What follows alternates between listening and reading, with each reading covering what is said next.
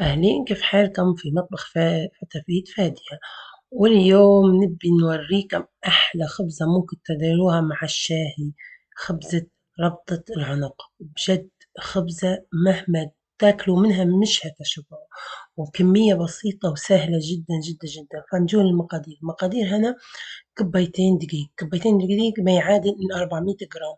هنا عندي 4 كواشيك سكر، كشيكين زبدة كبار، بيضة، ربع كوب حليب دافي، ربع كوب مية دافية، و4 جرام خميرة هناخد، وهذه فيها 7 جرام. أنا هناخد منها بس 4 جرام، يعني نص كشيك صغير، وملح. هنجو للعجن. هنحط الدقيق، وهندير حفرة في النص، يعني ديروا حفرة في النص هيك عشان تحطوا كل حاجة. هنحط البيضة على الحليب ونخبطها كويس، نخفقها كويس. ضروري ضروري النقطة هذه تديروها. هنصبها على الدقيق، وهنصب بعدها المية الدافية، وهنحط السكر، وحطوا رشة الملح والخميرة. الخميرة حطيت منها ربعها بس، ما حطيتش واجد. بالنسبة للناس اللي في ألمانيا أو في أوروبا ربعها. بالنسبة للناس اللي في ليبيا أو في المناطق التانية تحط نص ملعقة صغيرة. هنعجنها كويس كويس كويس، نين تتجمع العجينة. هتتجمع عجينة فيها شوية شادة شوية، الزبدة هي اللي هتطريها. هنقعدوا ناخدوا الزبدة، طبعا نحن حطينا كل المواد ما عدا الزبدة. طبعا تقدري تعجني بيدك، تقدري تعجني بأي حاجة، عجانة عادي.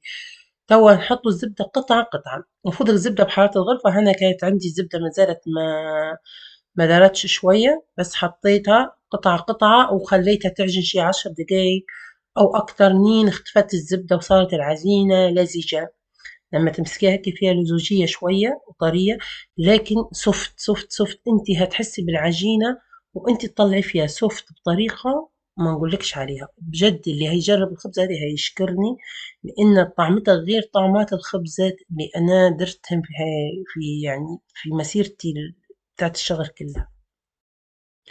هنا لفيت العجينة لأن هي تلصق شوية في اليد، وهنغطيها نص ساعة بالضبط. نص ساعة، مش أكثر من نص ساعة. نص ساعة هنكورها، وأنا نكور فيها نحاول ما نعجنهاش واجد. شوفوا أنا ناخذ ونكور على طول، ما نعجنش واجد عشان تقعد ما تطولش معايا في الشغل.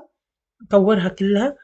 بعد ما نكورها نجول أهم مرحلة، وهي مرحلة التشكيل. تبي تركزي كويس معايا، أنا عودت لكم كم مرة هنا مرحلة التشكيل، ونبي نركز كويس. وحاجة أخرى، كانت تبي العجينة هذه حلوة، زيدي كمية السكر، خلين 5 ملاعق.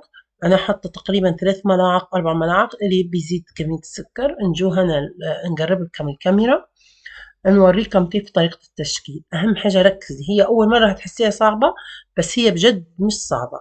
تديري خط، الخط اللي هنسكروا بيه الفيونكة، هذا أهم حاجة. ونجو مقابلها هنا خط، مش مقابلها واجد شوية. نجو هنا ناخدو ربعها، وهنا ربعها، يعني ربع ربع ربع.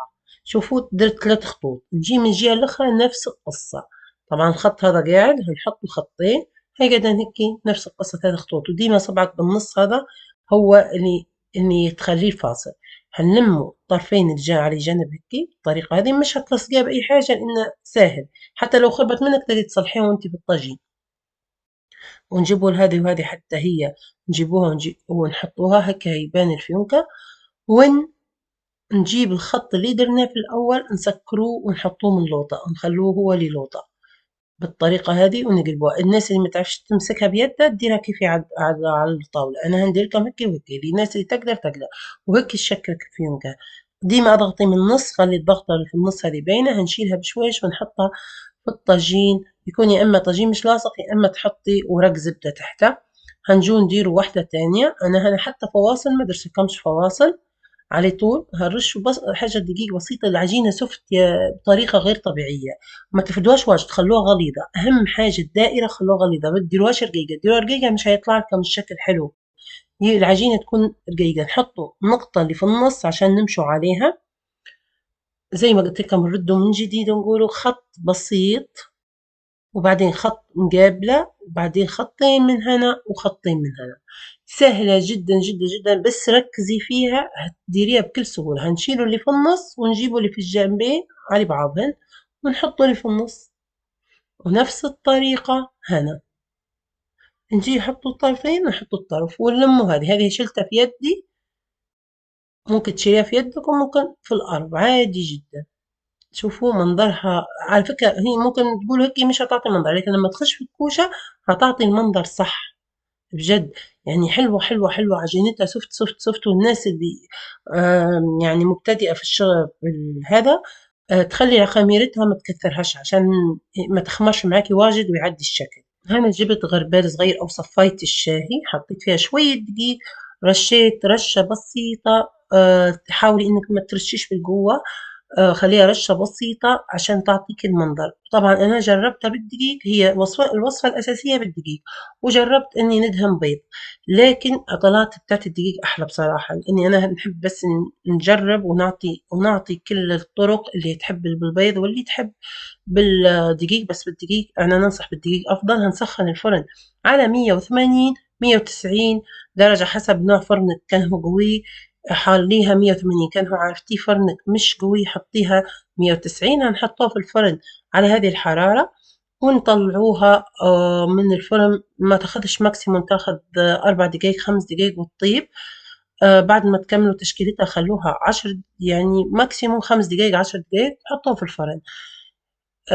ما تطولوش واجد. فهنطلعوها توا من الفرن، شوفوها كيف سوفت، مهما تحسيها كيكة ما تحسيهاش خبزة بصراحة. هنا لما درتها بالدحي وهنا لما درتها بالدقيق، في الحالتين طلع حلو، بس بالدقيق أحلى منظرها. جربوها وهتعجبكم. شوفوها من جوا كأنها كيكة بجد، طعمتها روعة بكل. واللي تحبها حلوة تزيد سكر. وعلى فكرة هذه كمية العجينة كلها اللي تطلعها. جربوها مش هتندموا. وأي سؤال خلوه لي في التعليق، وما تنسونيش من الاشتراك وتفعيل الجرس. ويا رب يكون عند حسن ظنكم.